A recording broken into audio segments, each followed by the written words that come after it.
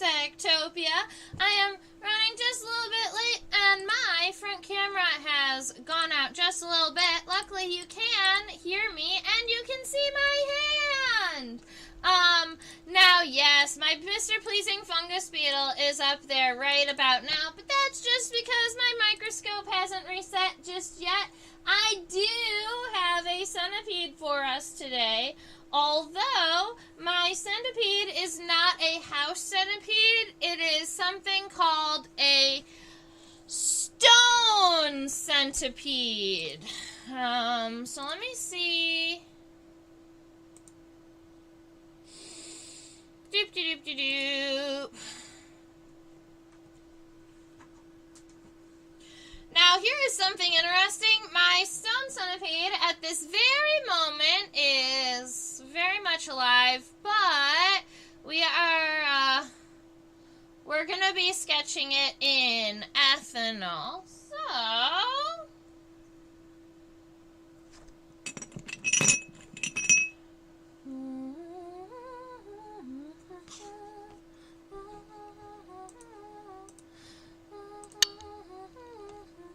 So this is our little stone centipede.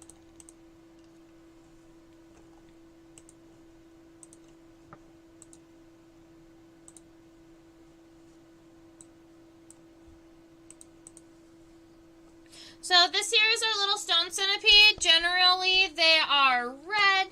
They are pretty common for students, kids to find kind of all over the place.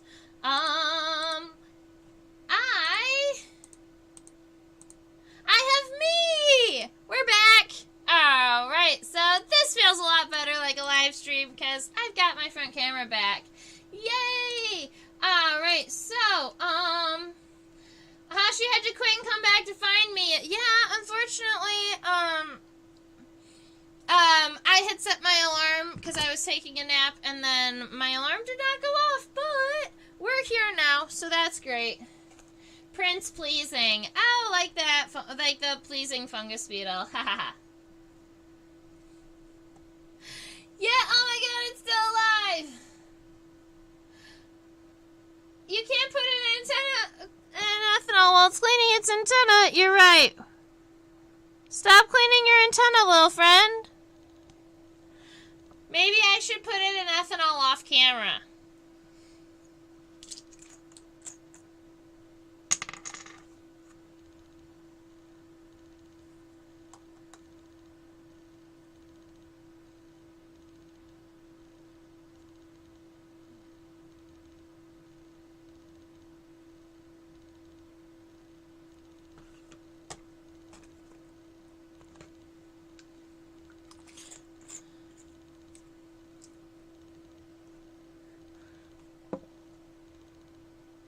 Alrighty.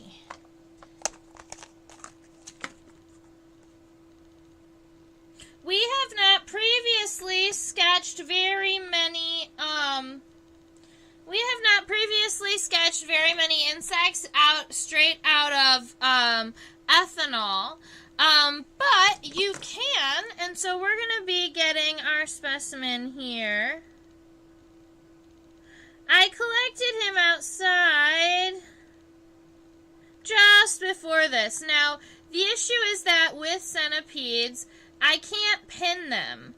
And ethanol, a lot of times, is going to mess up kind of their body shape sometimes. So I don't even have, I did not previously have a centipede in my collection because of for all of those reasons. So I didn't have a centipede in my collection for all of those reasons. But I feel bad. Come on, buddy.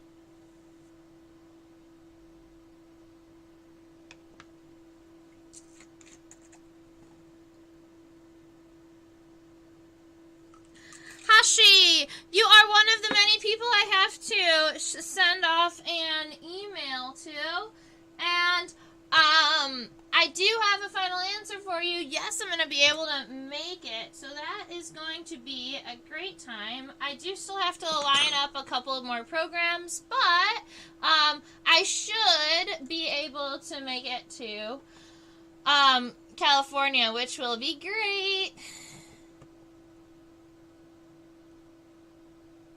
Alrighty. So, our little, yay! I know! It's like having the news, before it's official, right? So, I'm really excited, and I'm excited to meet you in person and do all of those things, so we're gonna have a great time. Alrighty.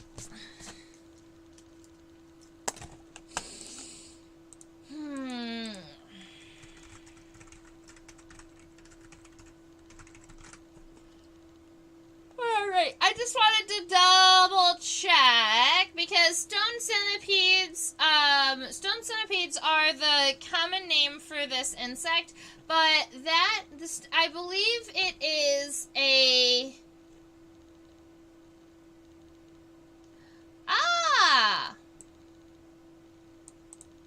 I believe it's in this family. Now, I'm going to admit, centipedes, they are not insects. So, I don't have all of the knowledge about centipedes, but we can still spend a good amount... Oopsies. Hey. But we can definitely still sketch them, we can learn about them, we can talk about their legs, and we can ponder things together, you know, because we can kind of do this and journal them together. Now, admittedly, someone told me, oh, we can do a centipede, but we don't have to draw all of the legs, and admittedly, I understand why that would be helpful, but there's a part of me that feels like we should sketch all of, or at least most of the legs. Now, this is in the family Lithobiidae. Alright, so let's go ahead. I'm going to use the word stone centipede as my header, because that's going to be the common name. I believe that most of the stone centipedes in my region are all one or maybe a couple of closely related species. But I am not sure exactly what those are. I probably could look it up, but I wouldn't be 100% confident. And I know that the family on the centipede is Lithobiidae. So that's what I am sure about. Lithos is stone. I didn't know that. That's awesome. Yeah, and this one technically does not have too many legs. So I think that we could probably sketch this one. Now, centipedes, I like this word. So when we're talking about insects, they are insecta. When we're talking about spiders and scorpions, they are arachnids. And if you wanted that larger classification, centipedes and millipedes are grouped together in a group called Myriapoda. And for those of you who love your Latin and Greek roots, myriad is that same for myria, and it means lots. And poda means pod or feet. And so Myriapoda are the centipedes and the millipedes. And their name, it just means lots of legs. And so that's appropriate. Double the legs, double the fun. A millipede. Yeah, so that's actually what I was getting to, because Myriapoda means lots of legs, but centipedes and millipedes have different numbers of legs. Our centipedes are... Oh, I should know this. I definitely... Oh, Chilopoda. Yep. So centipedes are in the class Chilopoda, And that would be the group that is just the centipedes. And poda does mean feet, but I'm honestly not sure what chilo means. So if there are any of you out there who know your Greek or Latin background, I would be interested. So chilopoda means centipedes. That's one further down. So it goes myriapoda and then chilopoda. And then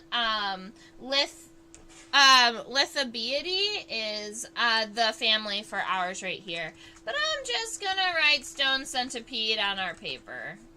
Now, this is as far zoomed out as I can make our microscope.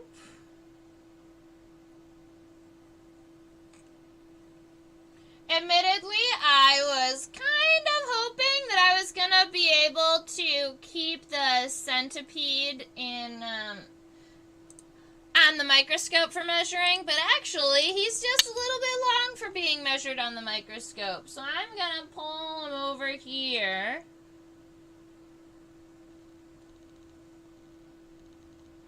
Alright. And I'm going to just, maybe I'll even put the measuring tape here. So, from the front of his head, I can even go ahead and make my table camera a little bigger so you can see these numbers. And turn this off so that there's no glare there. Perfect. Alright, so from the front of the head all the way to the back of the body,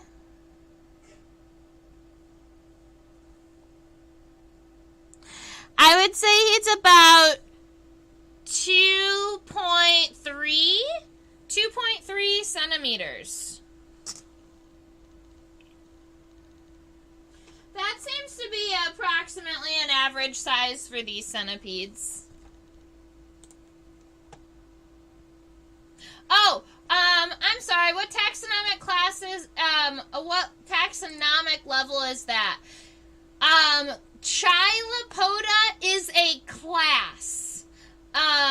The Myriapoda, that's one level up, is a subphylum. So if we were going to go all the way up, these are kingdom Animalia, phylum Arthropoda, or the arthropods, right? Everything that we've worked on is in the phylum Arthropoda, meaning that it has an exoskeleton, symmetry, and jointed legs. And then you can go down from there. Myriapoda is a subphylum, and then Chilopoda is a class.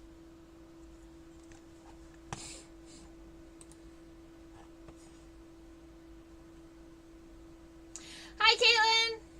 All right, I'm so happy that so many of you are here today.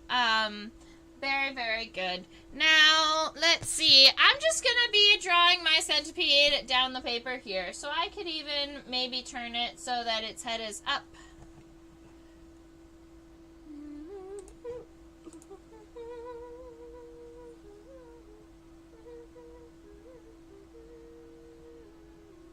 Alright, there we go. Look at its venom, its angry venom legs. Oh my goodness, we're going to be able to talk about that, and that's super cute too.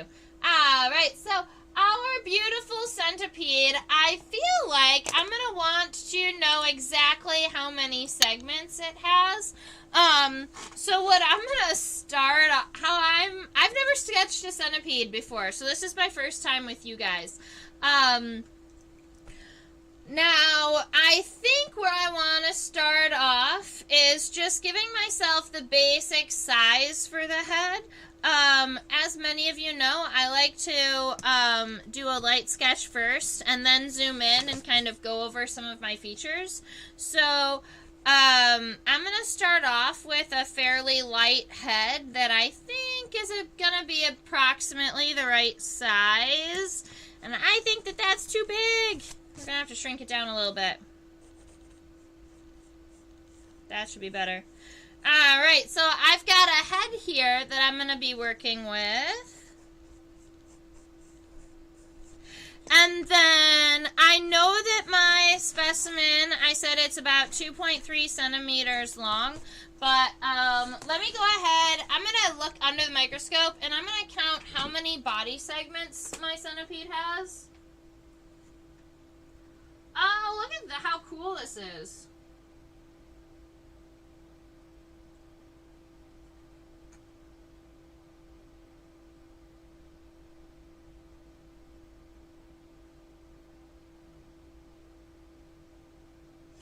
So it seems like our centipede has alternating body segments, meaning that alternatingly they have a large segment and a smaller segment. Now, centipedes have one pair of legs per body segment, and that's what gives them the classification centipede and not millipede. A millipede is going to have 2 legs per body segment, where centipedes only have 1 leg per body segment. And so when we're looking here, if you see another pair of legs come off, that's actually another segment of its body. Now, right here is a very thin segment, and then you've got a wide one. But then you've got another thin one and a big wide one. And it continues that pattern for a while down the back. So I think about here, that's the first time where you see 2 kind of larger segments next to each other.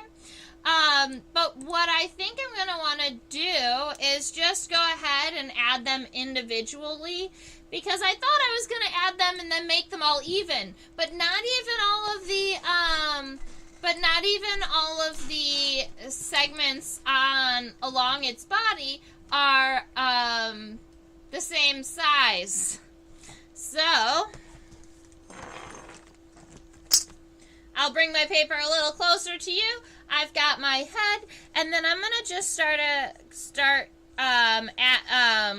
adding these segments. So I've got the thin one, and then a nice long one, and maybe what I'll do is I will leave Terry pointing at it so that I know exactly where I am. I'm just going to put it up here for now. So I've got a bigger one, and a small segment, and a bigger segment. So we are looking at this. We are looking at the front end of our centipede here, and something that you may know is that centipedes are venomous. All right, centipedes are venomous. They have. They can bite, even these ones. So if you were picking it up and holding it and squeezing it, you do have the chance of being bit by one of these guys. I never was, but some of the kids that I played with growing up were bitten by centipedes. Just as, we were picking them up and playing with them and stuff. So just something to watch out for. I'm going to say it alternates, and it's 1, 2, 3, 4 large segments. So that's 1, 2, 3, a smaller one, and then 4. Alright, so those are all of those segments up to this line where Terry is. And then we're going to move our specimen up so that we can see the rest of its body, and hopefully we're going to use that key right here, yes. So this is that last small segment. We've got this big one and this one.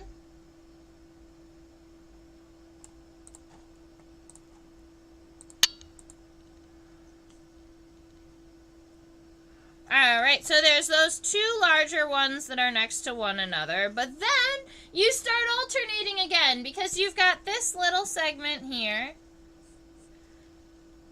and then a larger one, and my centipede is going to start curving off to the right, I believe. It's going to be kind of long and thin, and it's going to wave just a little bit. Alright, so we've got that one, we have that one. I'm going to move it down. We're going to do this one and that one, which are the thin. And then we are starting to get a little bit smaller now. And narrowing down. Let's see.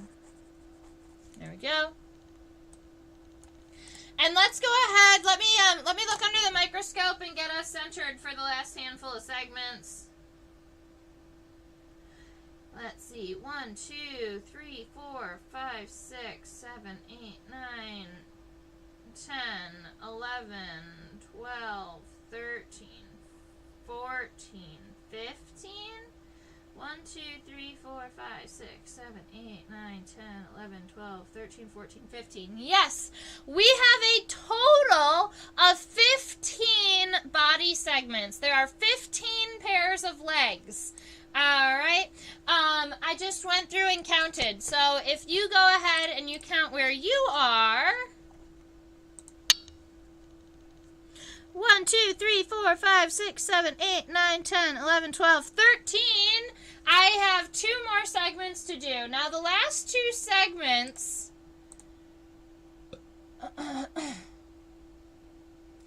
so it itself is not moving a little bit. I mean, it was moving a little bit, but it's not because it's still alive or it has any nervous system energy. It may have a little bit of nervous system energy left, but most of the reason, if you see my insect or if you see my centipede moving now, it's because it is it's because it is floating in the alcohol. All right, it is in that liquid, and so it might be floating around a little bit.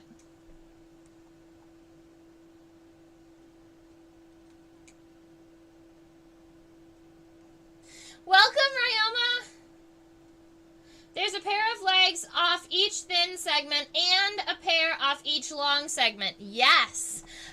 Which I find very interesting, but these little segments do count as segments because there are legs coming off of them.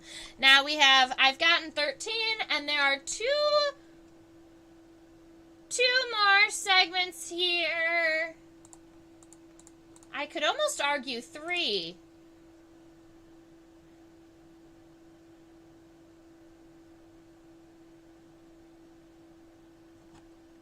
Nope.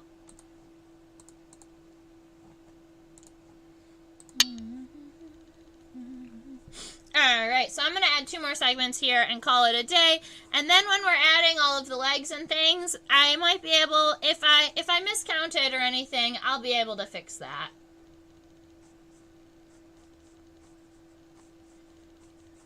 Did you miss anything about the fungus beetles? The fungus beetles are really awesome. I really enjoy them. They have all types of cool, different physiological things. Like, they have circular cocci up in the front legs and stuff. So, if you want to, you totally should go and check those out. So 7 and 8 are both big segments with no short segment in between. 1, 2, 3, 4, 5, 6, 7, 8, 9. I have segments 8 and 9 that are the 2 big ones with no small segment in between. So you've got this little one here that starts 1, 2, 3, 4, 5, 6, 7, 8, 9. Segments 8 and 9 are the big ones that don't have the small segments in between. And then you've got 10, 11, 12 is small. And that's what it was. I thought I was missing one. And so I was. Like, it feels short. And so thank you for asking me that. This one is that one. And then I've got bloop, bloop, bloop, bloop, bloop, bloop.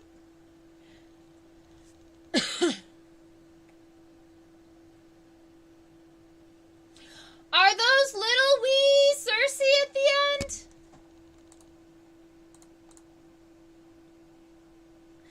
I mean,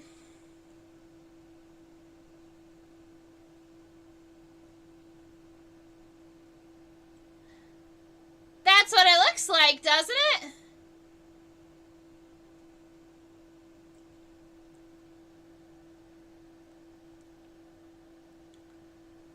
It's not focusing down past the ethanol.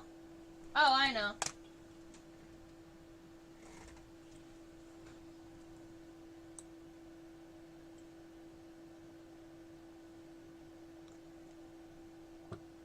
I mean, those are really adorable little guys. I'm not sure if they're considered considered Circe. Let me check. Admittedly, if this was an insect, I would say, yeah, of course, those are Circe. But,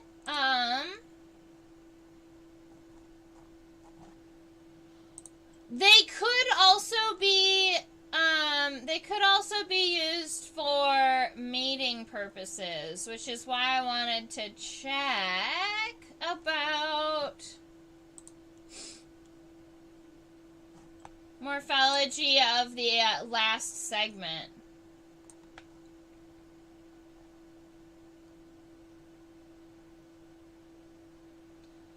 Which I'm not really seeing too much about. So, admittedly, I'm not sure about what these little on the abdomen are. And we can sketch them, but as nature journalers, we can also put question marks next to them and be like, hey, this was cool, we saw it under the microscope, we're not sure what it is or what it's used for. That's allowed. And sorry, how many segments in total? It is 15 pairs of legs, so you have 15 segments. 1, 2, 3,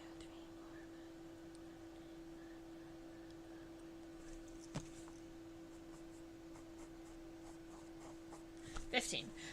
Right, so there are 15 pairs of legs. You have 15 segments on our friend, the stone centipede.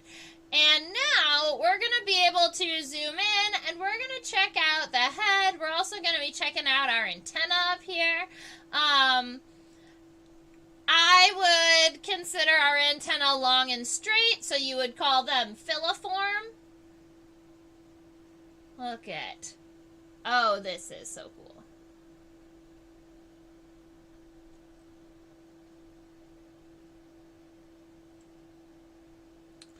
Alright, so it makes sense to me if you did not see or you did not notice this first little itty bitty segment after the head. That is the first segment of essentially the longer body. And if we're looking kind of around, these right here are modified, are the first pair of legs, but they've been modified into like little venomous stabbers, like little venom jabbers. So instead of having mandibles and a mouth part that actually injects venom and then drinks or chews on its prey, centipedes have a chewing mouth part, and we're going to flip the body over so that we can see some of those mouth parts in there. But from the top, what you can see is this here, which are those little venomous legs that they're going to use to inject their venom into their prey. One of the many reasons why centipedes are kept in ethanol and not on pins is that they have a very, very soft exoskeleton. So a lot of times they'll kind of shrivel if they're kept outside of ethanol. Also, you may notice as we are looking... Oh, haha. Go away, Leasebug. As we are looking at our centipede here, you may see parts that it looks almost completely see-through, and that is the case. They have a very, very, they have such a soft exoskeleton that you definitely will be able to see through them sometimes. Those little venomous legs, those little venom legs, they are just kind of like a disc around their head, but they do have the ability to kind of open, and I had originally sketched them open, but our centipede has since closed them down, so I'm going to go ahead and sketch them the way he's got them. He or she. I'm not sure how to determine gender on our stone centipedes. But now that we are up here on the front, I have the estimated size of the head, but I want to come back in and give it all these really cool features. So our head is pretty rounded at the base. If we look right about here and here, that's where its eyes are.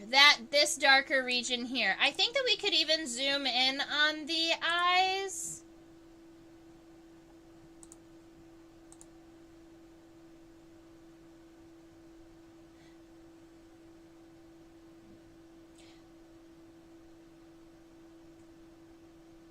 Those venom legs don't count in the 15 pairs. You know what? I don't think I counted those in the 15 pairs. So maybe there are 16 pairs of legs. You're right.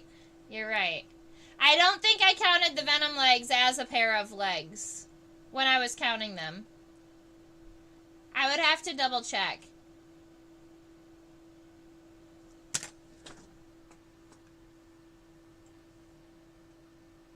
I was pretty sure that that was the eye. Yeah, those are...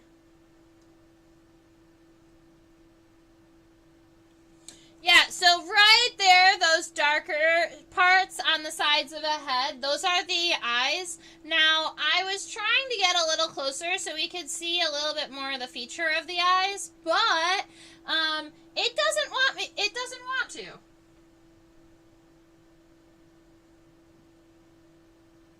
So we're not going to force it. All right, our head up here is very, very rounded at the base, but it does come up and narrow where we have those eyes. So let's see, like this. So that's going to be our overall body shape, and then our eyes are not very large. They're just kind of these dark spaces here.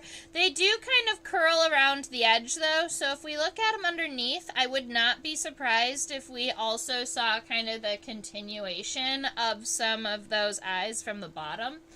And then we've got that first segment back here that is nice and thin. Let's see. And from the sides, we get our venom huggers. And, let's see, they come around this way.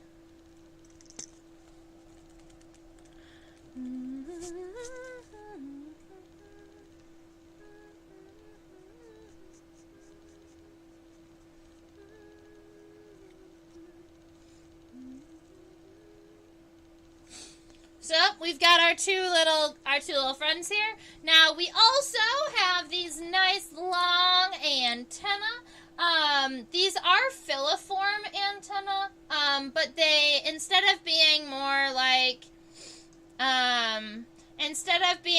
like a praying mantis, where the segments are really well they look almost like one long hair.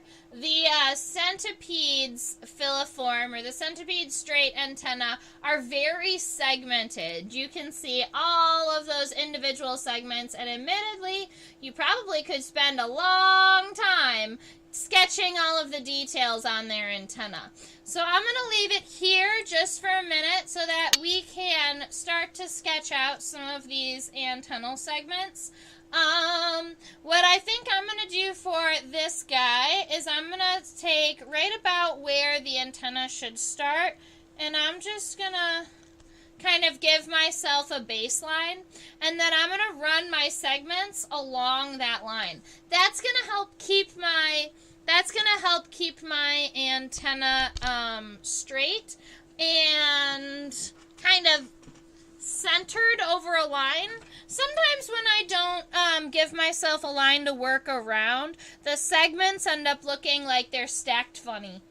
But if I'm making sure that the beginning and the end of each segment are centered on a singular line, it's going to make my, my antenna look a lot more realistic. And I'm just going to be going through and adding each one of those segments individually, and that's going to give us And that's going to give us that very kind of segmented look. Keep in mind that our segments do start to get smaller at the end. If you wanted, you could go in and count. You could go in and count the segments on the antenna. Although I don't believe that it would be super helpful in the identification process. If you were curious, you totally can. But we've been sketching a lot of insects recently that follow insects and other invertebrates that kind of follow that rule where if they have too many antennal segments, and so instead of counting the antennal segments, we just compare them against the size of the rest of the body. So there we go. I've got some antennae taken care of. And they go from being wide and noticeable segments all the way down into fairly small, almost circular segments down here. And that's what I'm seeing on my image. So I think our friend, the stone centipede is getting there. It's getting there. Yeah. He's so cute. There's a part of me that wants to give him his other antenna. Maybe I'll just start it.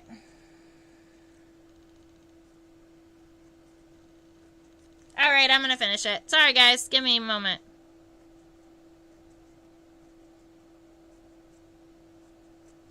So I figure you guys wanted to learn and look at and talk about centipedes.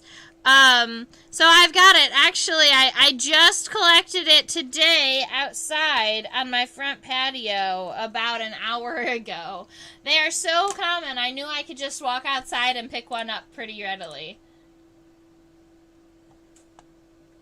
Caitlin counted, Hashi says there's about 40 segments. Caitlin counted 42. I love that you are counting the antennal segments.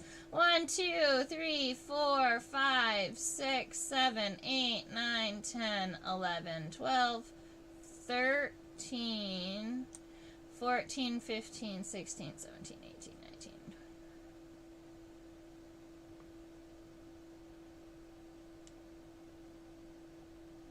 Wow, once it gets down to the end and you get around 35 or 36, there's a whole lot of segments there that it's hard to see at this focus. Maybe that's the great question of the life, the universe, and everything. Well, maybe that is.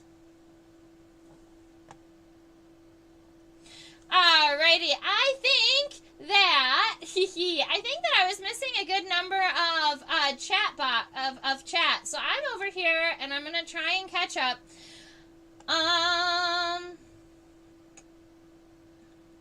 Somehow I got to 18 segments. I think I'm just gonna roll with it. I kind of love that. You know, as we are going through, you might figure out how to fix that. Are they compound eyes? I do believe so. I was trying to zoom in and look at that, and I do believe when I zoomed in, I could see individual segments, and that is one kind of larger region for the eye. So yeah, I believe that our centipede does have compound eyes. Subphylum is not a very narrow taxonomic bucket. Yeah. It's a pretty wide net to cast. But, you know, it's more specific than the fact that it's an arthropod.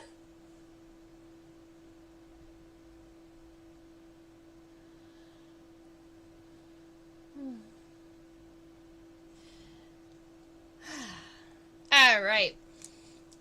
So, I wanted to, I'm going to zoom in really quick on the first larger segment because I'm curious about, yeah, that's what I thought. So, these segments that are kind of these larger segments, They are rounded at the edges, and they are very plate-like. And the smaller segments, the thinner ones that we're seeing in here, they don't look like they have like strong solid plates on them. They look more soft and flexible. And so I wonder if that is going to help with movement. Because if these bigger parts are nice and hard and solid, then having these thinner parts, thinner segments in between would kind of help bend and rotate and move. That's kind of cool. So, I have it as this parentheses shape, but it is actually wider in the front than it is in the back. So I'm just going to kind of, actually, instead of taking that shape, I'm going to round it off and take a shape that's more like this. So that it looks like a plate. And then I've got another smaller segment, and those ones do look like two parentheses and they're cut off. And then we're going to have to move back one more. Now, around the edges of each one of these, I would call them sclerites. There is an edge or a border around them. And it might be cool to add that little definition in there.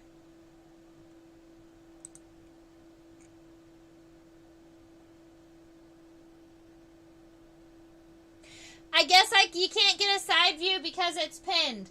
That would be a correct statement. I cannot look at it from its side, but we will be able to after we're done sketching, we're gonna flip it over and look at the bottom. So it's going to be hard to keep track of which segment we are on while I'm moving the microscope, but we are going to try our best.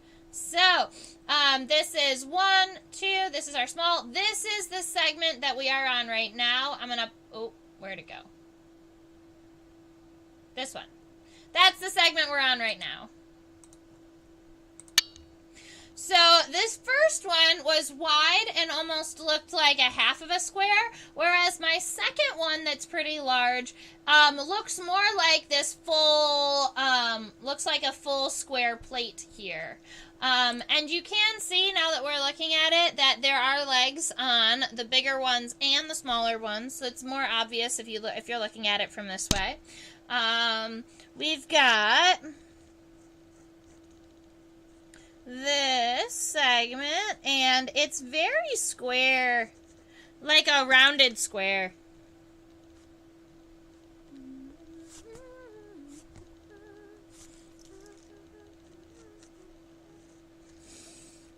And as you may have noticed, I'm just going through and adding the segments first, and then I'll be going back and adding the legs. Around the edge of this sclerite, you also have that little kind of rounded edge or that border. So I'm just going to go back in and etch that in just a little bit. Our next segment is a nice thin one right here. And let's scooch it down so we can see the full sclerite on the next one.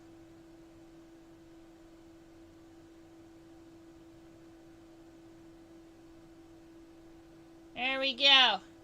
Alright, so now we are looking at this one up here. This segment is segment 6. So maybe that's what I'll do. Maybe when we're talking about them and going through them, I'll just go ahead and number them. So starting with this one is the thin one. That's 1, 2, 3, 4, 5. This big one that Terry is pointing to, that's number 6.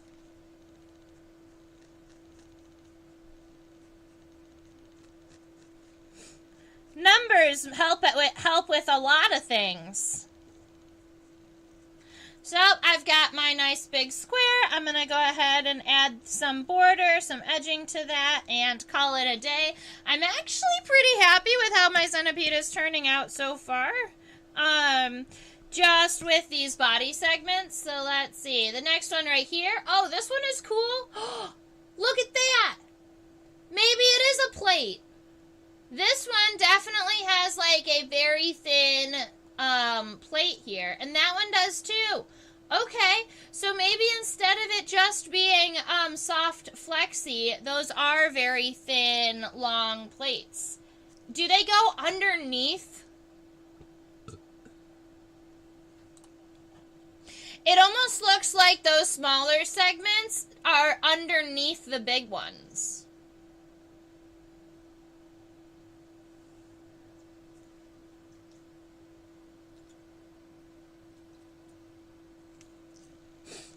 If you count the first small one as 1, you will end up with 16. And that is probably why I kept miscounting earlier. So that is good to know. All right, so that one that we're pointing to there is number 7. And we are closing in on 8 and 9. Remember, 8 and 9 were those 2 segments that were both long and next to each other without a thin segment in between. This is 8 and then 9. And you know what? At this point, this almost, is this the center of the body between 8 and 9? That would be the exact middle of the body if there are 16. I am sure there is all type of cool math that you could do with these guys. Alright, I'm going to erase this just quick, and I'm going to give my new segmentations in here. So, we've got 2 segments in here. They are both kind of these larger segments that are roundy and square. And that is 8.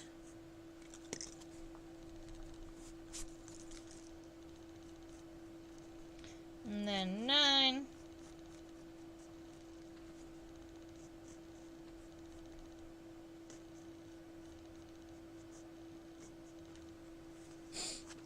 Alright, so 8 and 9 are both large and next to one another, and then moving on back, the median of the myriapod. I love it. Ah, perfect. Good question. So, Susan asked, what are the sclerites? So there are 2 words that I'm going to introduce with that. I'm just gonna, sorry about my words, they got stretched earlier and I haven't fixed them yet. Alright, so there are 2 words that I want to introduce to you, sclerites and tergites.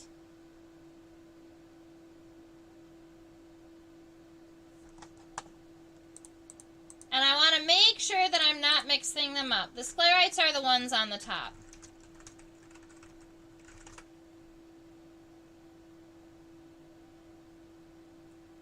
Yeah, tergites are on the bottom, sclerites are on the top.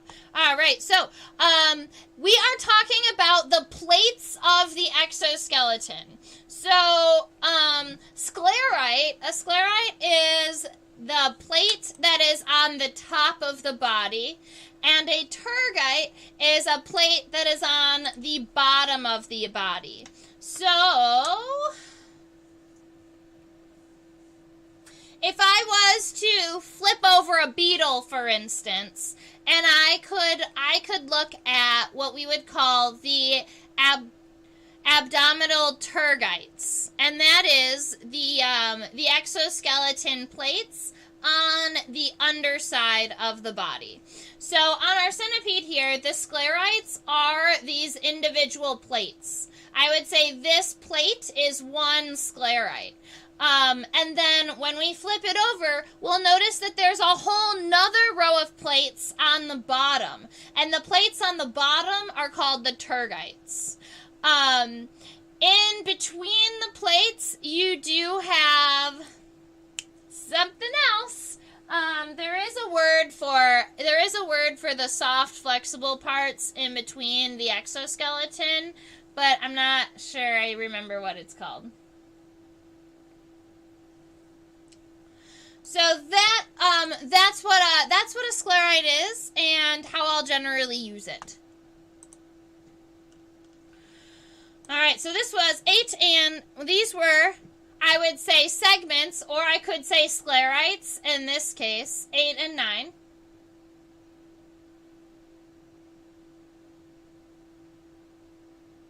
And for me, it's easy to tell if there's an abdominal, or if there is a segment happening, based on if there are legs coming off of it. So right here, there's a thin segment, and then we're starting to get some weird segmentation here. So let's see, we've got a thin segment. This is going to be number 10.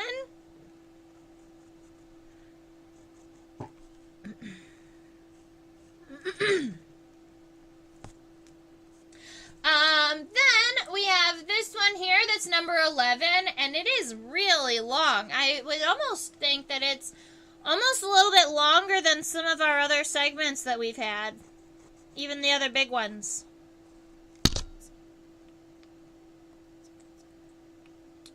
And this would be number 11. This is number 11.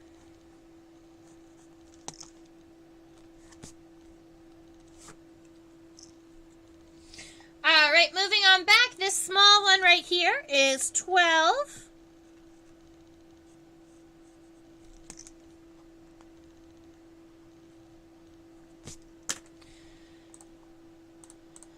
Scooch, scooch.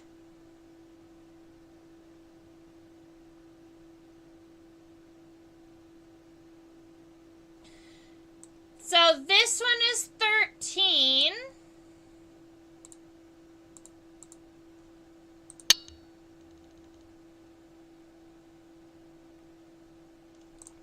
What is that faint line through the back? Are we seeing its organs through the transparent plates?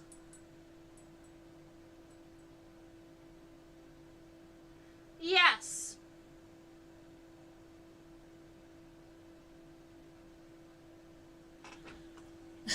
Yeah, you are definitely seeing you're seeing some of the organs through its plates. Now, something interesting that we probably could do is if I flipped the bottom of my microscope to be underlit, we might be able to see right through the centipede. We're going to have to try that.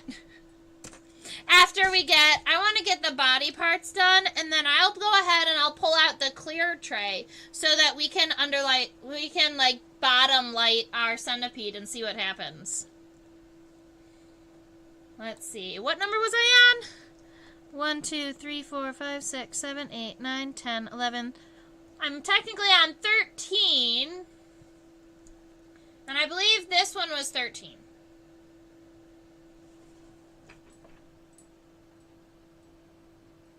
Yes.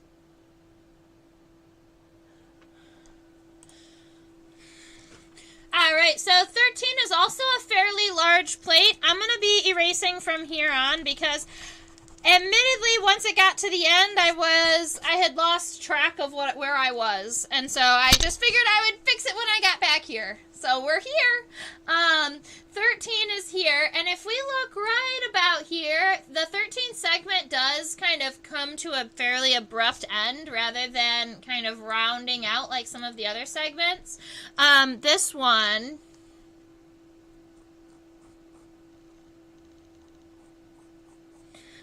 starts to become narrower, and it has practically a 90-degree angle down here at the end. It might even be a little bit over, but where you can see that it's very kind of cut off here. There we go. Now 13, and the thin one that was 13. This thin one gives you 14, and you can see it has legs here.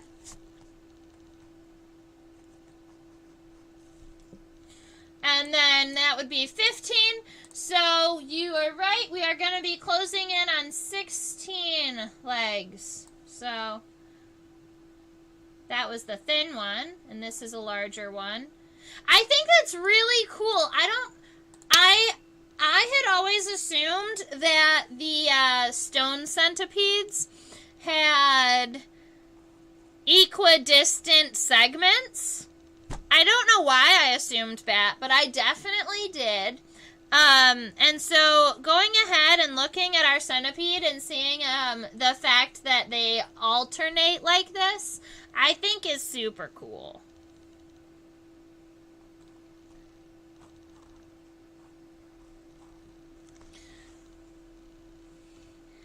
Our centipede looks a little sad without all of its legs.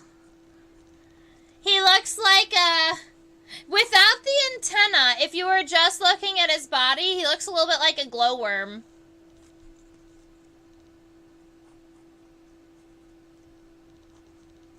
Alright, and then at the very, very end, we've got those two. They might be Circe.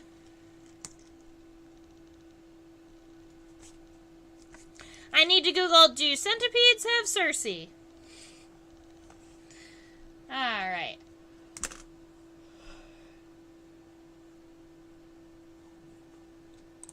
So, we have our abdomen taken care of.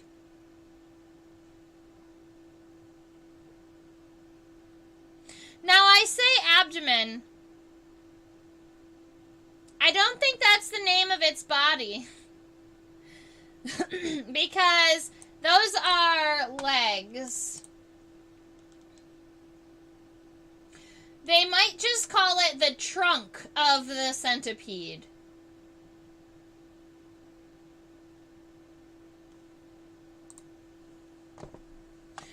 So our centipede legs are very similar to legs of insects. They've got kind of the same names.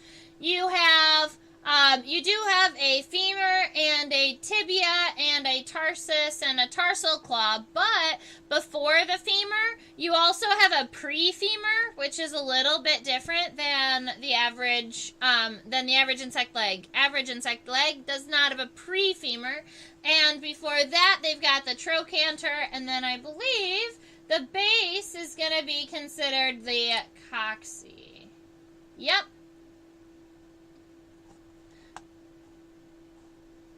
So I'll go ahead and point out all of those parts. With one of these legs that is easily seen, like this one.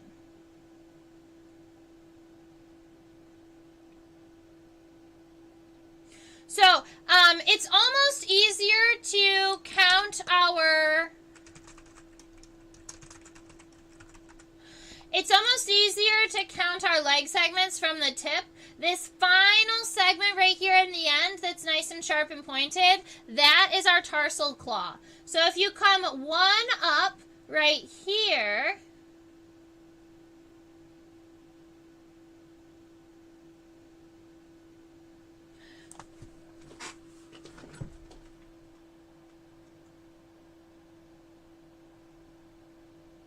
femur, tibia. Oh.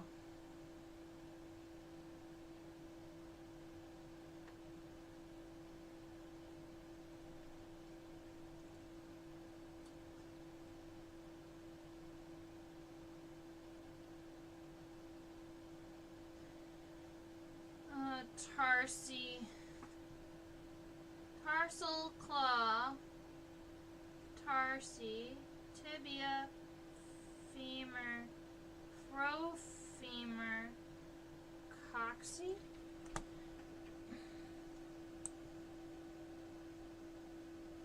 I'm trying to make sure I get you all of our names properly.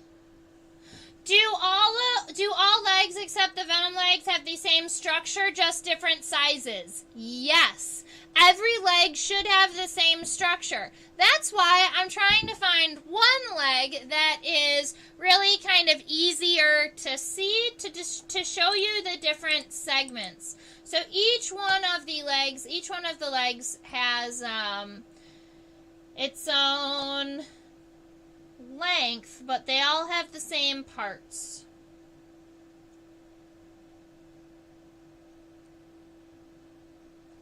Alright. So the first segment that you see off of the body is the pre-femur.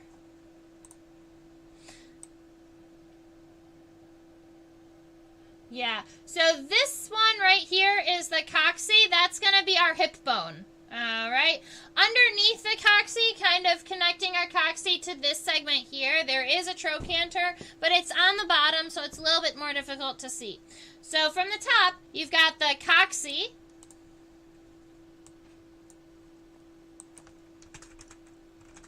Then you have the prefemur.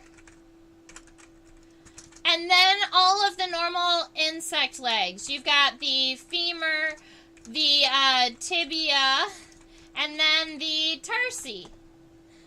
And I'll go ahead and shrink that so it looks a little bit better. So you've got coccyx, prefemur, femur, tibia, tarsi, and then if I was to go ahead and change our focus down a little bit, you can see right there where it gets darker and it gets super pointy. That's what we would consider the tarsal claw, or the little claw at the end of the tarsi. And so that's why I was miscounting, was because I didn't see this little itty bitty tarsal claw at the end of the other one. And so that's why we came back here where the leg was angled a little differently, so you could see the little claw along with all of the segments. And as long as you have those segments in your legs, you'll be fine. Now it also looks like a good number of the legs have these spurs, spines, at the end of each of the joints. Cool.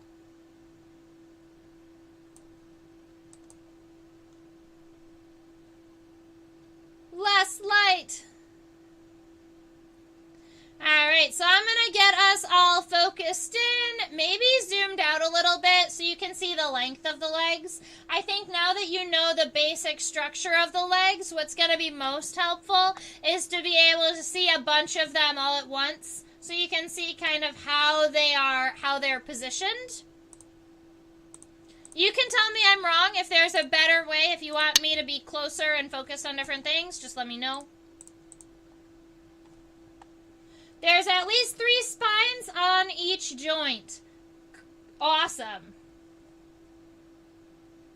Is there just one tarsal segment? Yes. There, in stone centipedes, there is just one tarsal segment and then the tarsal claw.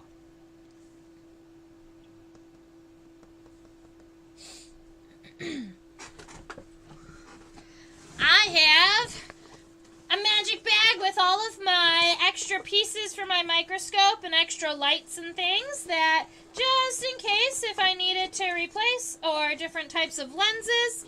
And in here, I should have, a new plate for my microscope so that we can put light on from underneath our centipede. Yes, the rear legs are really fat and long in comparison to the most of the legs on my centipede. Now, there is a reason for that.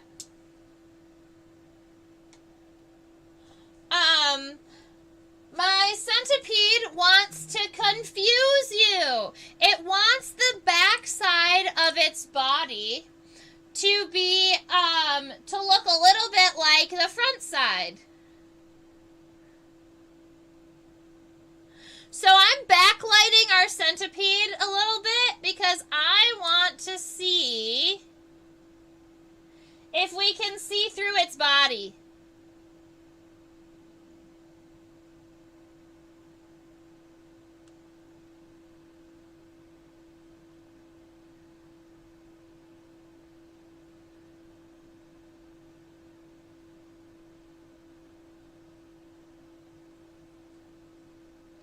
Spooky centipede ghost stories. I love it.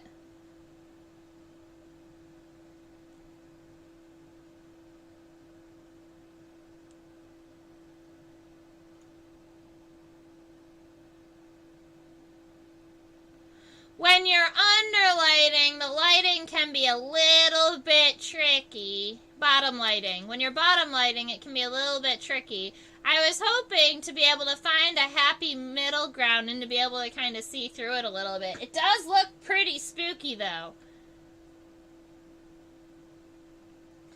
So, not exactly the effect I was looking for, but I'm glad that I did it so that we know. You can see, like, the darker region, which would be essentially its gut, its stomach contents, and along the center, and then along the edges, you can see that it is, like, very soft-bodied, but, ooh, look at that. I don't know if we saw those on the bottom, on the head when we were looking at it from the top. Did you see these two circles here when we were looking at it from the top?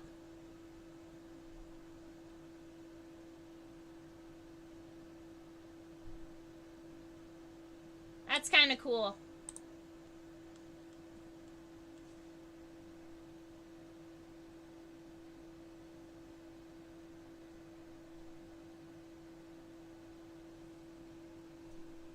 I don't know what those are. You know, I bet you we are also seeing pieces of the nervous system.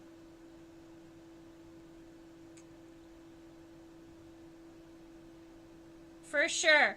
I think we're also seeing pieces, little bits of the nervous system of our centipede. Alright, well, it wasn't a total waste. I'm happy that we backlit our centipede so that we could see about seeing through it. I am going to switch the lighting back over to normal because it's going to be a lot easier to sketch with.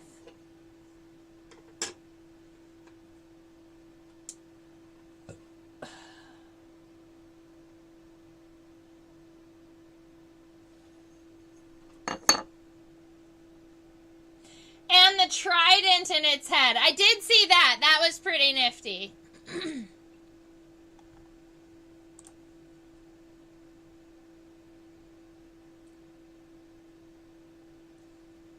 So did I tell you that the centipede wants the back of its body to look a lot like the front of its body? So a lot of times, many centipedes, not just stone centipedes, many centipedes, their back handful of legs are going to be long, kind of like antenna. Now, there are some centipedes, and I don't believe stone centipedes are this way, but there are definitely some, we call them scolopendra, and there are definitely some scolopendra in the American Southwest, like in Arizona, that have venomous legs on the back of their abdomen too. So those last two pairs of legs right here, and these last two pairs of legs right here in other species of centipedes can also have little venomous barbs at the end. Now, when we were zooming in and looking at all of those tarsal claws, they are pretty sharp, right? They have the ability to kind of climb and walk and grab and all those types of things. So the centipede wants to confuse predators. They want the predators to look at it and go, I don't know which side is the front. So that if the predator tries to go ahead and attack it from the back, it has the ability to quickly scurry away. Can you imagine having venom in your toes? No, I cannot imagine having venom in my toes. I'm so happy with the body. There's a part of me that doesn't want to add the legs. Because I know that once I start adding legs, I feel like once I start adding legs, it's gonna get kind of hectic. Guess that's okay. I'm gonna try to keep my legs mostly like these ones, I think, kind of curled up.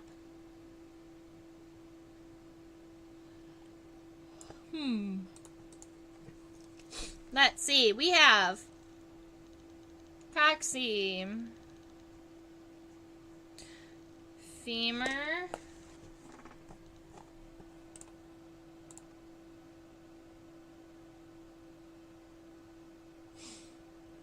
I need to see the front. Sorry, guys.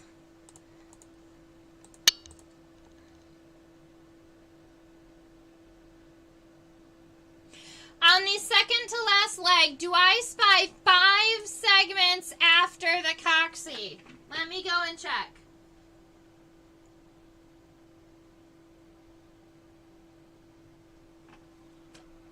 On the second to last leg.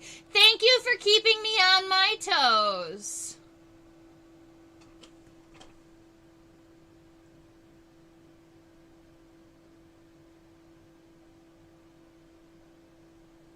You may.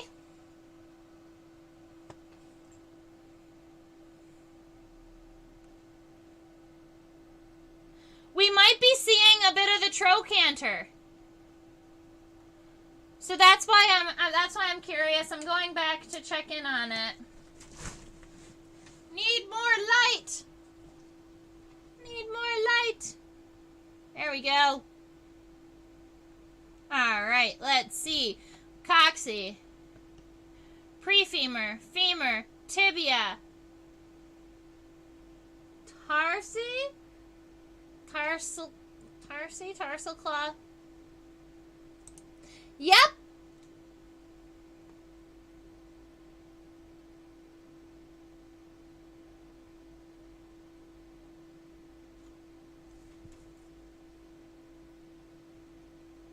I believe it only has one tarsal segment per leg.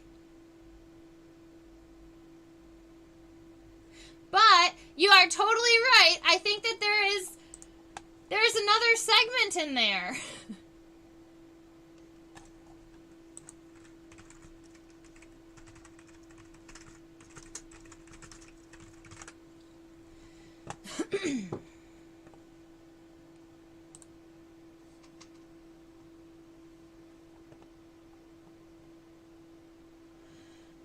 Trochanter. You know what? I bet you what we are seeing is the trochanter. So on some of the legs, the trochanter may be visible. A lot of times it's small.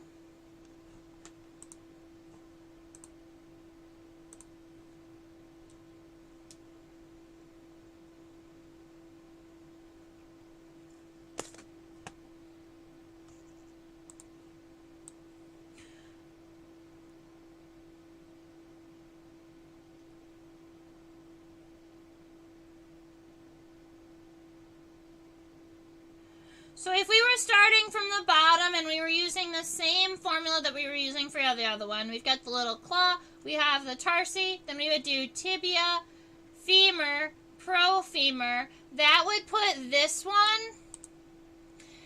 instead of going coccyx and then prefemur, technically there is a trochanter in between the coccyx and the prefemur.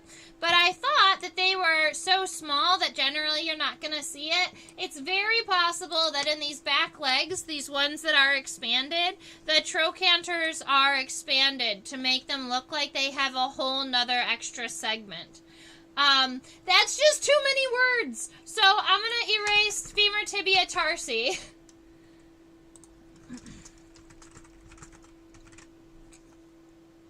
And do it that way. As the first 3. Coccyx, trochanter, prefemur, femur, tibia, tarsi, tarsal claw. And keep in mind, I didn't study centipedes, ladies and gentlemen, so I am giving you my interpretation of our legs, and I am being as accurate as I know. But if we get corrected at some point, don't blame me. All right. So, oh man, I've really got to start with these legs.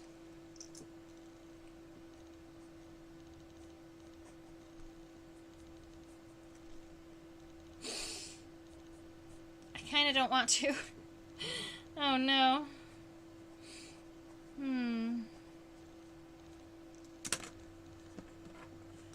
I'm doing great. Oh good. Thank you. Man, these legs. All right.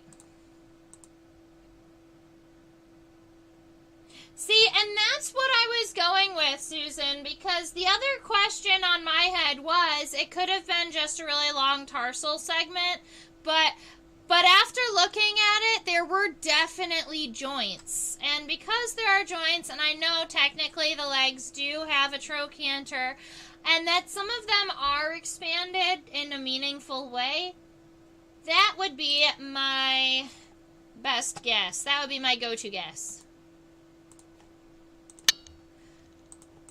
That's what scientists do all day long, though. We make scientific guesses. We take the knowledge that we know, and we attempt to, take what we know and apply it to other things, and then test it to see if our guess is right. And that's science. And then you come up with a hypothesis that you love and that you think is correct, and then you spend your entire life not trying to prove your hypothesis, but trying to disprove your hypothesis, trying to rip it apart. That's science. You're never proving anything. You are disproving all other possibilities. That's science. All right.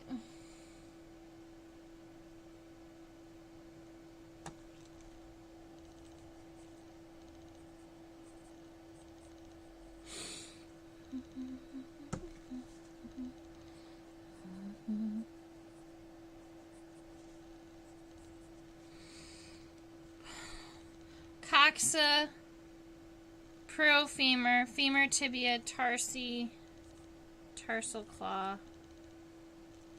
Coxa, profemur, femur, tibia, tarsi, tarsal claw. The legs get so long when you add all of those segments. I've got to make sure that those stay small. I might leave my centipede as a centiworm. This is a centi-non-pede. Because it has no legs. I sketched a centi-non-pede. Leave the proofs to us mathematicians. Yeah, exactly. Math people get to prove things. Science people disprove things.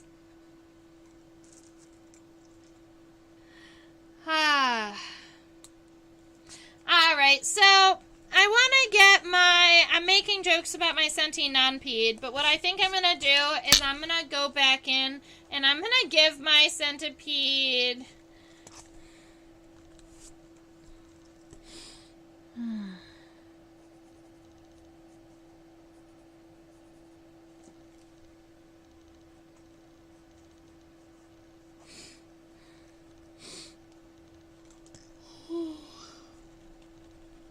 I'm just not happy with it.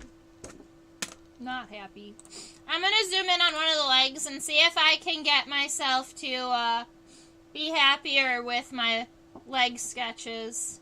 I think I just need to look at them a little bit more carefully. Because these legs are kind of moving away from us, I think it's kind of messing with my head. Look at all of those beautiful hairs coming off of the legs. That is so cool. Alright, here's what we're gonna do. We're gonna look at the legs, we're gonna talk about them, we're gonna flip our centipede over. I wanna look at the head.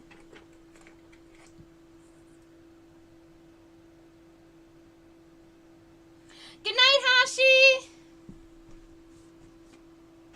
Thank you for joining us. We did get most of our body done. Admittedly, I was thinking about not drawing my legs.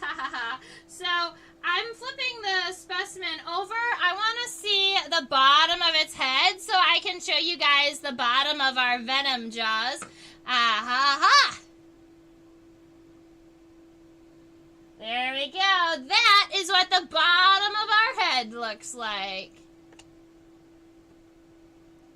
Whoa!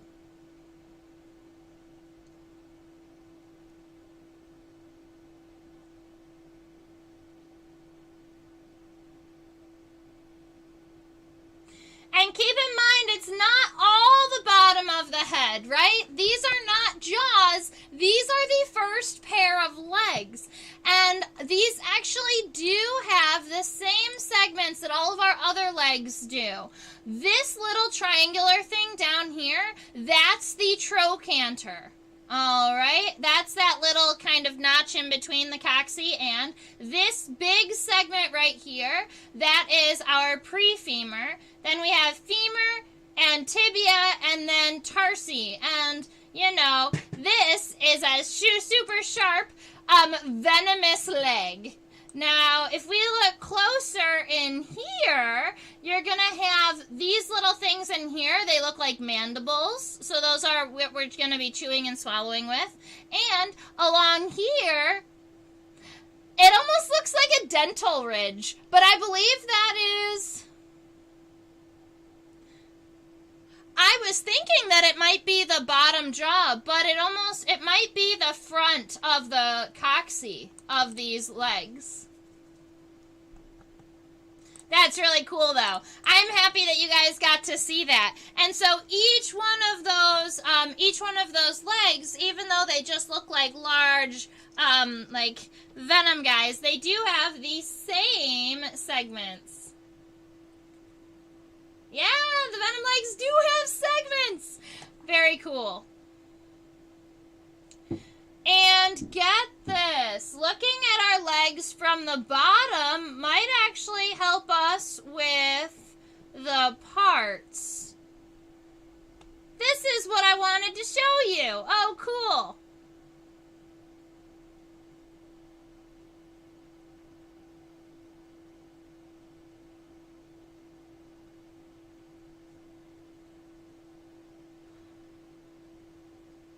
Wow. All right.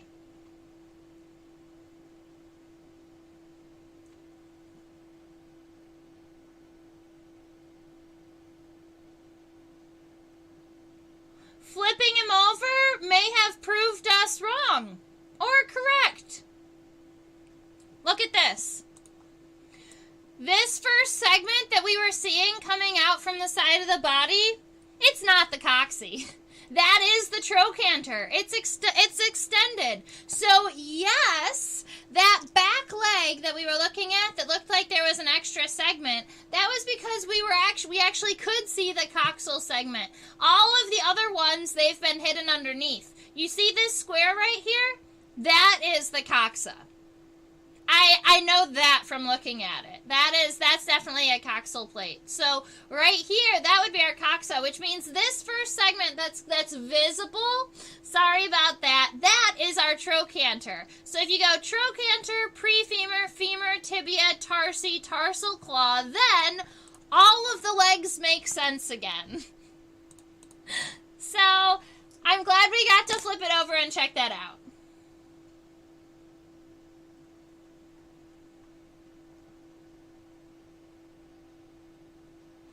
Oh, I'm not sure how many of you are, because you're nature journalers, if you also go out and do any birding, but I, for the first time today, tried to bird and nature journal outside with binoculars. That was a trick, trying to find the birds with the binoculars and sketch and then go back and hope that they hadn't moved.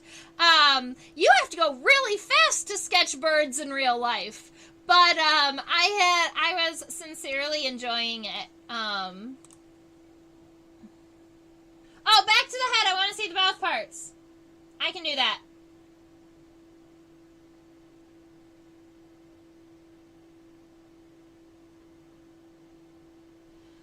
Right? I always thought bugs were kind of difficult because they fly around if you're doing like bees and flies and stuff, but at least they stay semi-close and they generally don't fly, you know, you can almost sketch them while they're flying, but, you know, birds, they're so far away sometimes, and they're up in the trees. I was having a blast, though.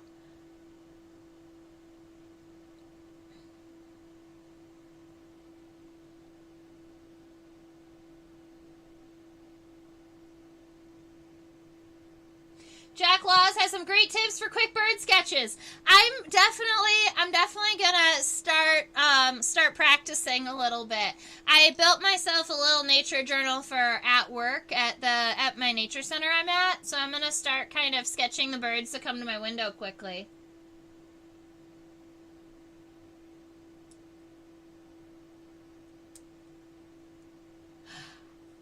Yeah, so right now that's what they were looking like. They were looking like kind of scribbly circles, and maybe I'll share the sketches with you. You know, a lot of times when I share sketches, I like to share sketches that feel complete and that I feel proud of.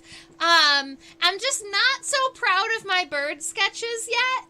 But I do understand that, like, it might be cool to share it with people where I'm starting, because I know that in a couple of weeks, if I really practice with my birds, that I'll get those shapes down and understand the bone structure and those types of things. I feel like that's the type of stuff that makes it easier to sketch animals in real life, is if you know a little bit deeper anatomy than just like, oh, that's cool. More like, you know, how does the anatomical structures work, like how do the joints move, those types of things, so that when you're sketching it looks realistic.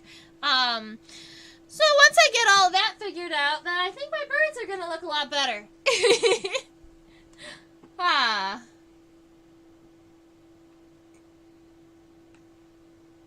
The big fat segment is the prefemur.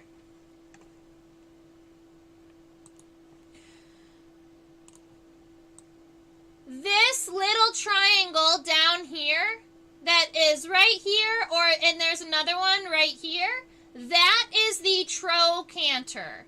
This big fat segment here and here, those are the prefemur. Then you have the femur, the tibia, and the tarsi, and it just has the one.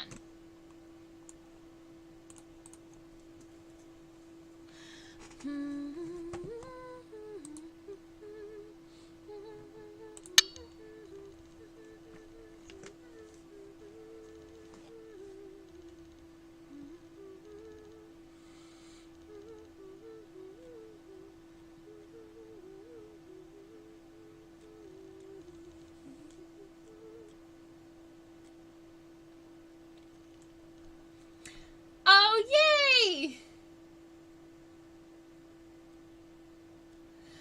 Susan says her bug sketches have gotten a lot better just by having an understanding of how insects are put together.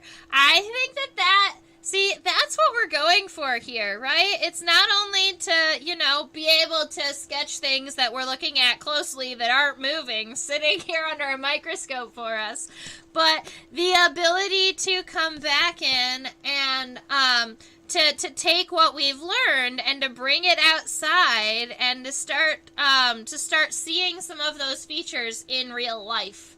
And I love that is helping you out.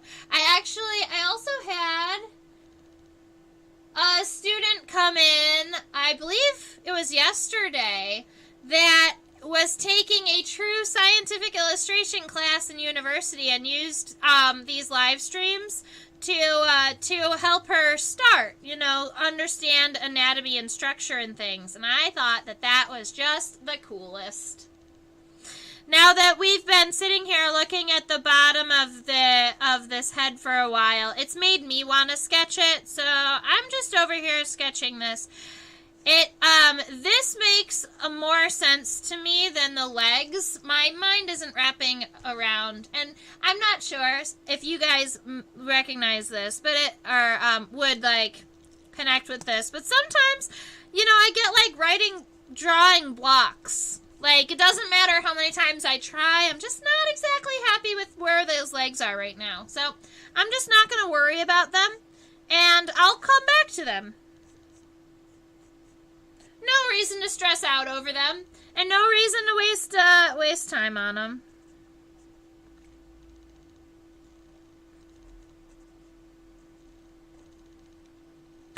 Now, there are scolopendra in the American Southwest that are dangerous.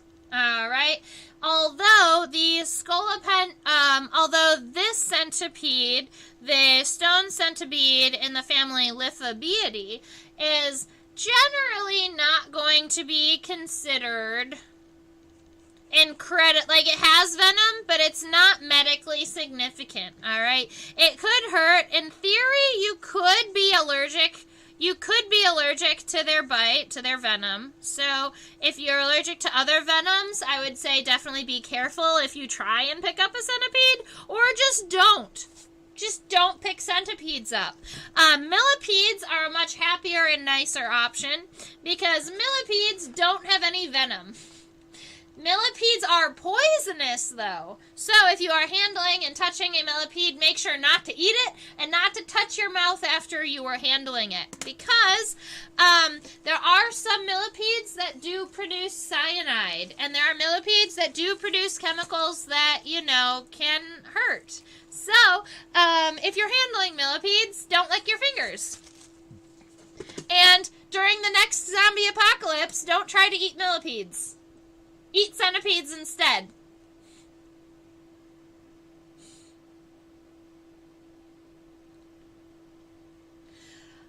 Chris! My goodness, it's been so long!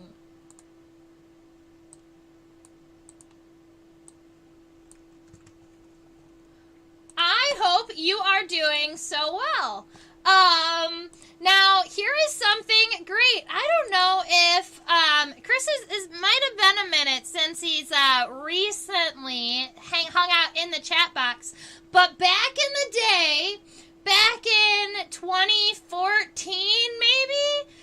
2013 and 2014, Chris and I worked together at MSU, and I was talking to him about really wanting to put out educational content on YouTube. I thought it would be just so much fun, and I was trying to figure out kind of how to do whiteboard videos and how to edit, and it was feeling like a very large, overwhelming task to try and figure out YouTube in general, and then to go over all of the video editing. And in those early days when my first video, I had used my phone camera and I hung it on the top of a bookshelf, and I was using actual dry erase markers and a whiteboard to sketch. And it was our friend Chris over there that just messaged down in our chat box that said, Trisha, you just gotta start doing it. Just start posting them, even if the first one is not perfect, because over time you'll get better. And then, the older ones, if you're not happy with them, you can always take them down. But it's always better to start. And I super appreciated that conversation because we are here today. So thank you. Millipedes are too adorable to eat anyway. Aw, you're right. That's true.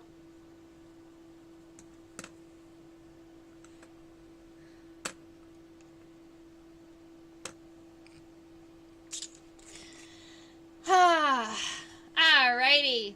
So, we have our beautiful centipede here hanging out underneath our microscope. We got to see its head. We got to see the legs, the bottom side. I'm kind of curious what the very, very end of our centipede looks like. If those two spines on the end of the centipede are unique from the bottom.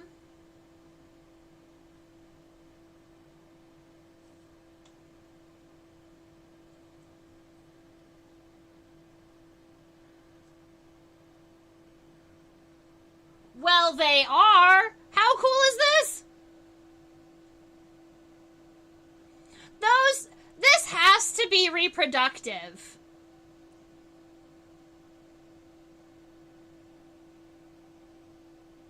Look at how cool those are. So there are, it looks like it's multi-segmented. I wouldn't know what to call this. It looks like it's multi-segmented, and they look like spines. Now, if I was saying, I would guess that is some type of reproductive structure happening, or maybe some type of claspers.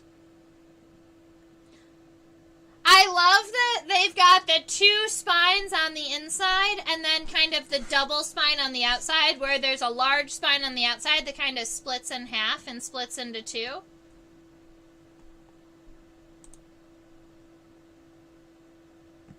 How about them mouth parts? But didn't you get the mouth parts?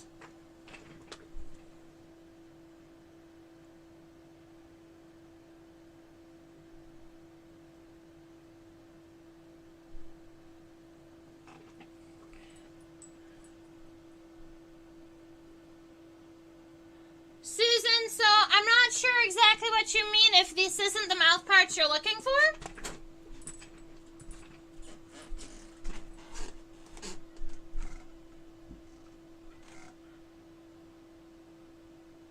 Oh, you drew them, but you don't know exactly what they are.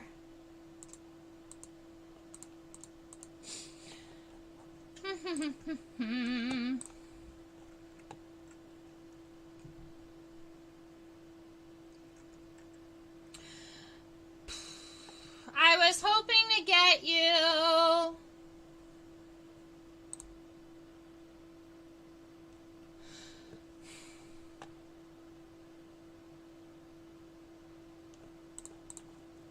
All right, so I believe these two parts here, if you're looking where these kind of connect, I believe those are the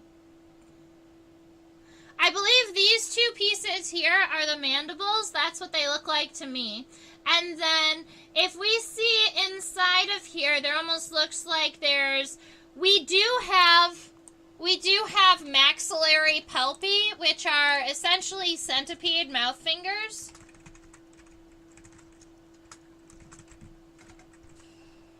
They're called maxillary palps.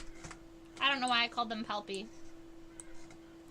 And they are right in this region. They look almost like fingers in there. There's one that comes down this way. I can't see the other ones.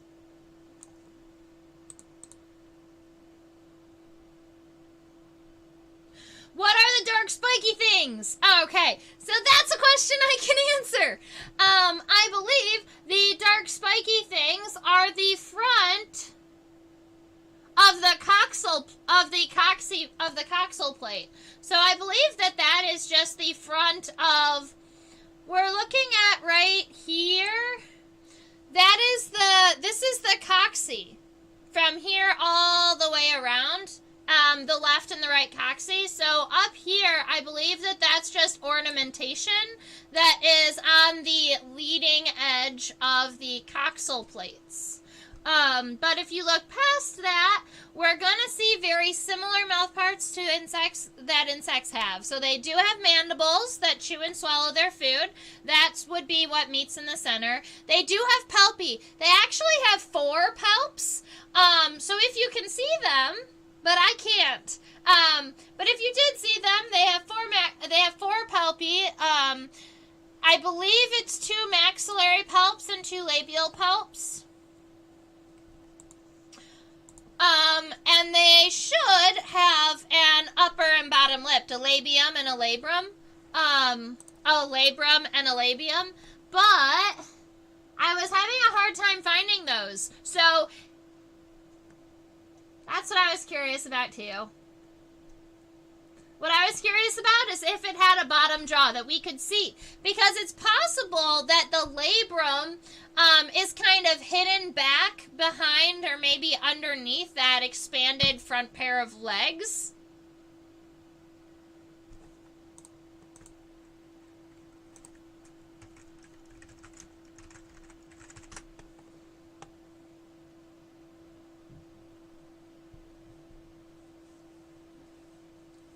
Alright, so I can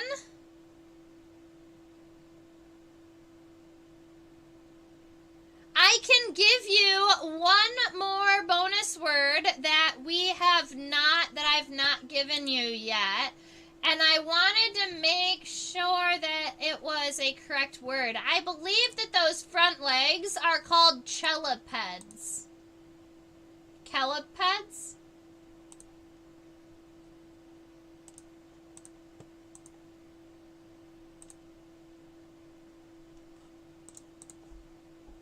I believe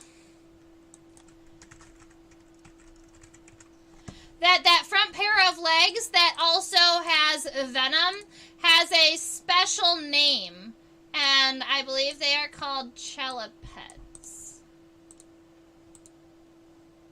Chela, a C-H-E-L, generally means kind of claw or pincher, is generally like a pincher-like organ, and cheliped means that it's kind of like the claw, but it's actually like a claw leg, because ped means leg. So if we were looking at the Latin or the root of that, that would make sense to me. And so that's what I would call that front pair of legs, would be the chelipeds.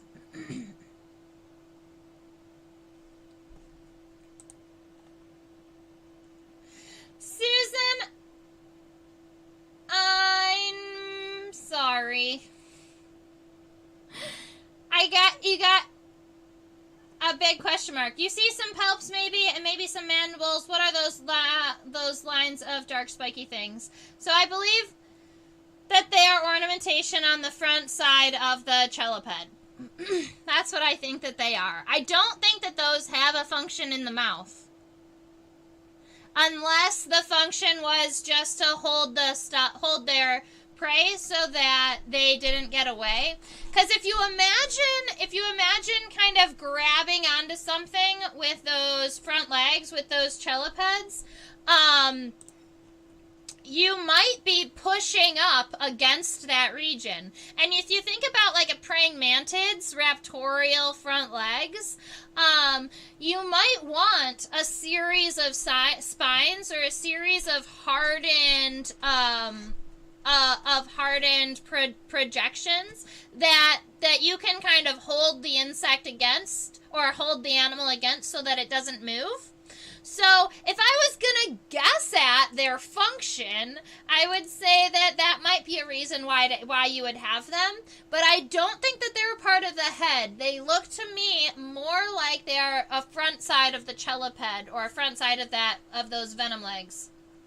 Oh, good. Oh, perfect. It's not a general mark of confusion. Okay, that's what I was confused about. I'm like, oh no, I think I've confused my friends. What do they eat? Just any insects they can catch? Worms? Something else?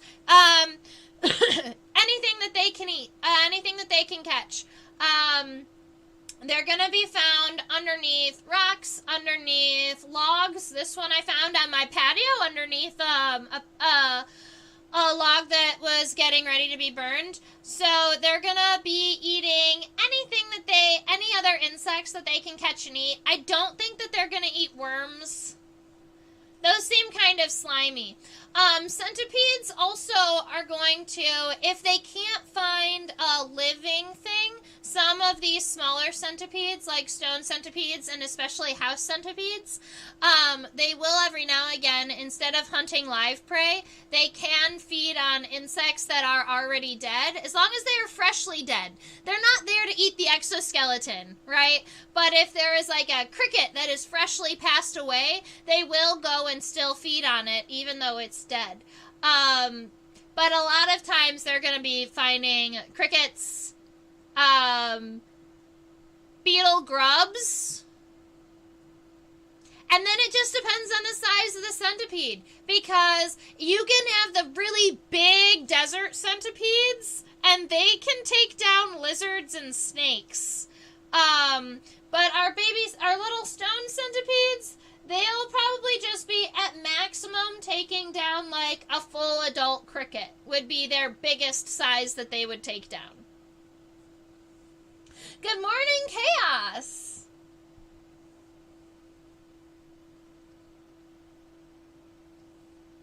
You don't think you've ever seen one? Well, go outside and pick something up. It took me, I laughed because today I realized that I hadn't collected a centipede yet, and it was like 8 p.m. And so I was like, oh no, I need to collect a centipede. So I took my phone flashlight outside, and it took me less than 3 minutes to find this centipede. So they are very common. If you go and flip rocks and you flip logs or you push leaf litter aside, you'll find some.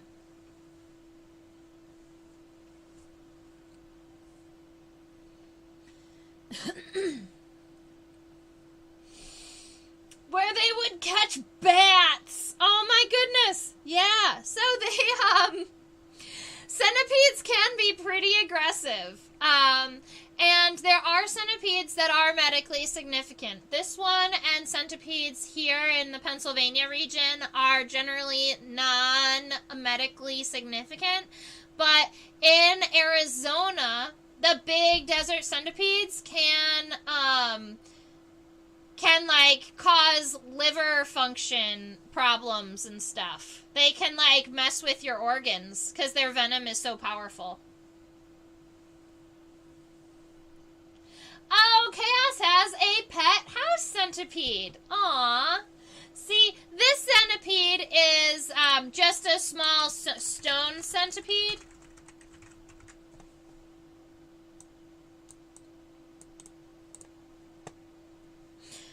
And I think we're done looking at that at the ventral of the head. So we're gonna just scoot it on back and look at somewhere else for a minute before we say goodbye. It is about midnight.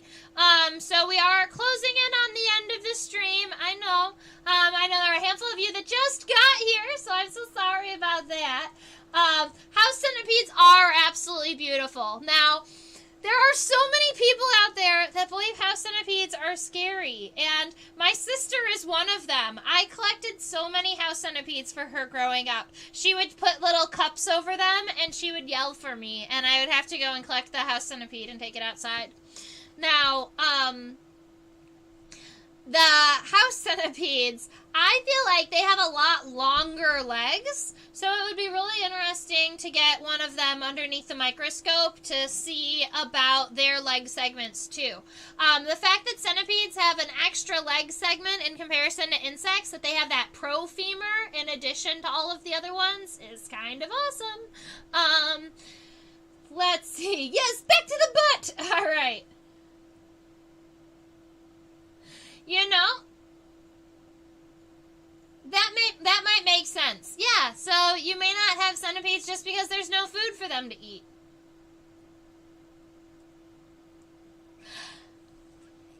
Here is something I think, so house centipedes, I always feel like they look like they're, you know, like fake eyelashes? I feel like house centipedes look like they are running fake eyelashes.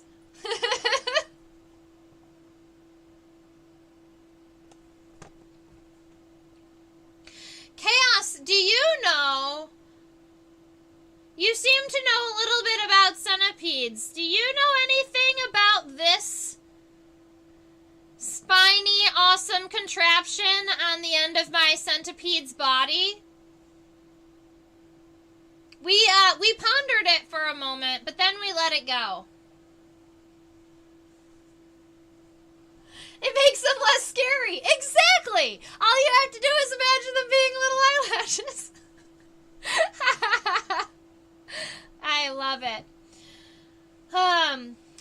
All right.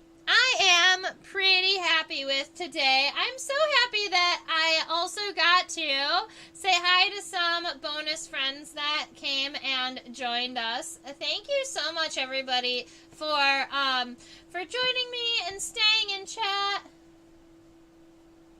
Every time we look, there are more leg spines on the legs. Honestly, I think that the spines on the legs circle every joint. Because we can see 3 on the bottom, and I think that we were saying that there were also 3 on the top. Who needs that many spines? This stone centipede does. Now, I wonder if the spines help kind of grip the world around them. So stone centipedes are normally going to be found underneath logs, underneath rocks, underneath leaf litter, and they're moving. Just like Chaos had mentioned, their legs are shorter than a house centipede's legs, but they're also moving in very, very tight spaces. So, if you were a centipede and you were moving in tight spaces and you only had one tarsal segment, and at the end of your tarsal segment you had one tarsal claw, it might be beneficial for your legs to be covered in a series of circular, like a series of spines around the length of the legs, so that when you are pushing off things, there is something to catch so that you can use all of your joints to push off. That would be my guess as to why you would need so many spines. Chaos doesn't know its name either. I think it's a cool little thing back there, but I'm not sure what it's called.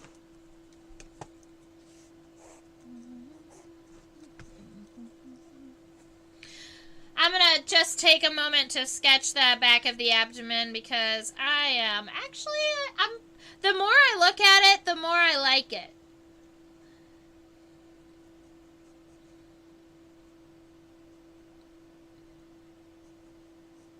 Okay.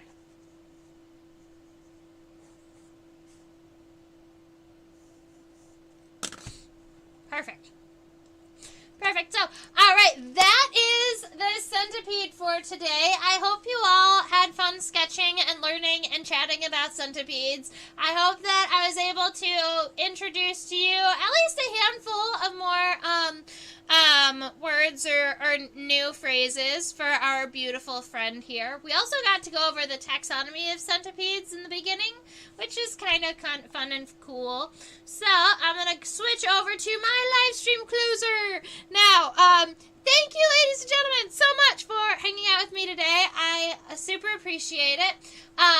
Keep in mind, I also teach on a platform called OutSchool. This is for students ages 5 to 8, 9 to 12, and this platform is for any kid that anywhere in the world who wants to learn about bugs with me.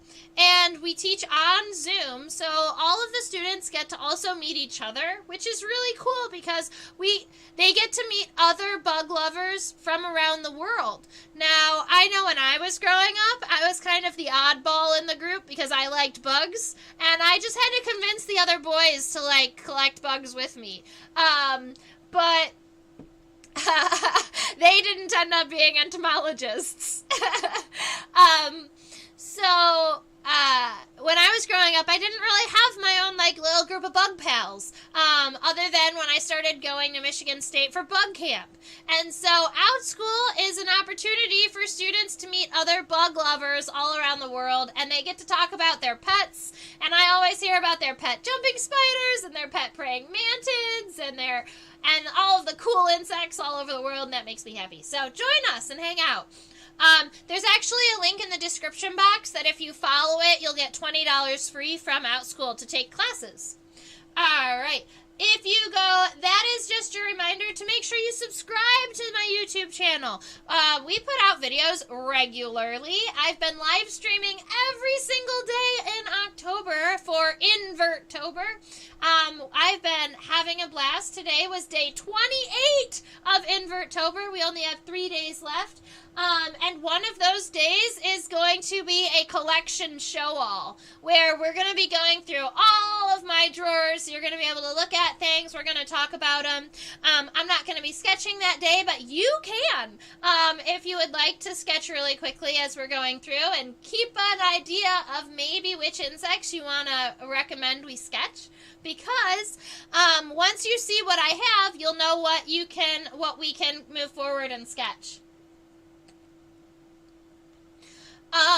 Let's see. right about here, that is my QR code that directly links to my PayPal.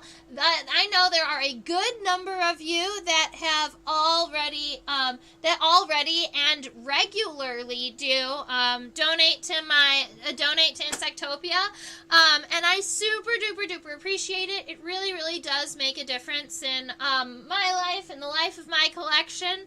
So my buggies appreciate you. I always like to shout out and thank you for those of you who are already a part of it. And for those of you in the future who will donate. Now, if the QR code doesn't work for you, you can always find the description in the link in the description box below. Now, there is also, if you're looking for me on social media, like on Facebook or on Instagram, you may not find me if you just look up Insectopia, because you need to add the 2015, all right? 2015 was the year that Insectopia as a name was established, and that's why I added the numbers in there. So we've been going for 7 years now. It's pretty exciting. On and off. You know, I think I took about a four-year hiatus to work at the Philadelphia Insectarium. In a couple of years, she can join. I look forward to meeting your student in a couple of years. All right. Thank you so much, ladies and gentlemen. I hope you have a wonderful rest of your week. I look forward to seeing you tomorrow for some ink line drawings. We'll see what we are sketching. Saturday, we are going to be spreading Death's Head Sphinx moths. There's also a part of me that wants to maybe branch out from the Death's Heads. I do have a variety of insects that I haven't pinned yet that need to be pinned. So we might be pinning a couple of other things on Saturday too. We'll see what happens. Sunday, we're going to be going back to a microscope lesson, and then Monday is the last day of October. So it is the last day of Invertober, and Monday is when we're going to be doing my entire collection walkthrough. What do we call that? You guys are going to see my collection on Monday. That's what we're going to do. It's going to be like the grand finale of Invertober. Come and meet my collection and all the buggies. And we're just going to tell stories about where I've been and where I collected them and, you know, all that type of stuff. It's like a Monday night story time. Collection tour. That's what we're going to call it. The full collection tour is happening on Monday. Be there, be square. All right. Have a wonderful rest of your week and stay buggy.